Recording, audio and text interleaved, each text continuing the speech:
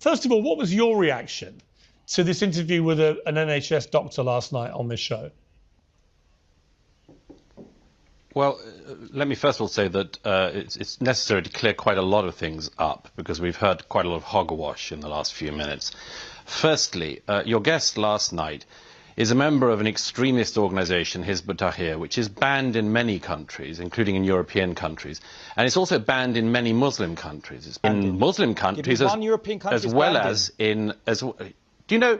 Germany. One European country is banned in Douglas Murray. I'm not going to let you lie to the audience like you usually do. You're going to justify everything you say on this show, Douglas Murray.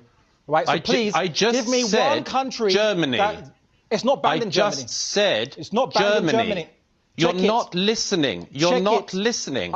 You're not listening. To the audience. Google it for yourself. You know, Hizb ut-Tahrir in Germany, really are they banned as an organisation?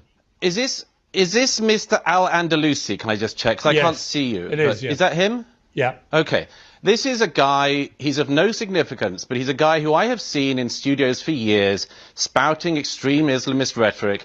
Many years ago, he couldn't condemn the killing of the journalists at Charlie Hebdo. Last year, he wouldn't condemn the attempted murder of Salman Rushdie. Now he can't do this. He fails every single... I'm not going to engage... I'm not going to engage in a bun fight with this Islamist. Let me answer the question that Piers put to me before you try to interrupt again. Only if you don't lie. Let him answer, please. First of all, let him answer, please. But, all right. First of all, I'm not going to keep being talked over by this Islamist blowhard. Let me speak. First of all, your first guest treated us to the first bit of mouthwash this evening by claiming that the word jihad can mean absolutely anything. Nonsense.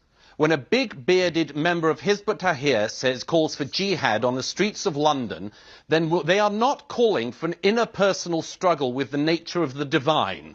They are calling for violence. And anyone who can't recognise that should be questioned about their own motives. Secondly, we've just been treated to a monologue about casualty figures in Gaza. Where do these figures come from? I'll tell you where they come from. They come from Hamas. It's quite remarkable to me that 2 months after the October the 7th massacre, the Israelis still don't know the precise number of people murdered on October the 7th. There's a reason for that, because it takes time to work out massacres of that scale. One of the striking, you know, I just don't know if either of your guests are going to allow me a word in. Because you are lying, and even the numbers from Israel, from the IDF, which are not accredited. No. You will, let me continue. They are Hamas figures. They are all provided by the ministries of Hamas, which is a prescribed terrorist organisation. If you want to reel off Hamas figures, then be my guest, but you are not able to mislead the viewers of Piers' show by quoting Hamas figures at his viewers as if they are holy writ. I am not quoting. Third, it's the Euro we've been treated to it's this the nonsense. United Nations. We've been treated, it's the international community organizations. Where do you think they get the figures from? Where do you think they get the figures from? Thirdly, I will continue to speak if it kills you. Thirdly, World War II.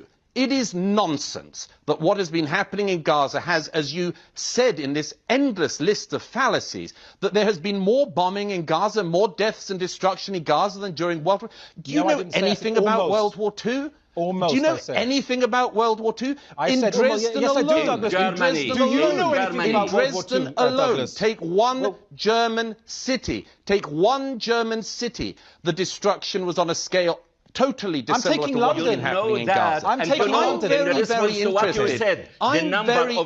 The definition of terrorism is the deliberate targeting of innocent civilians.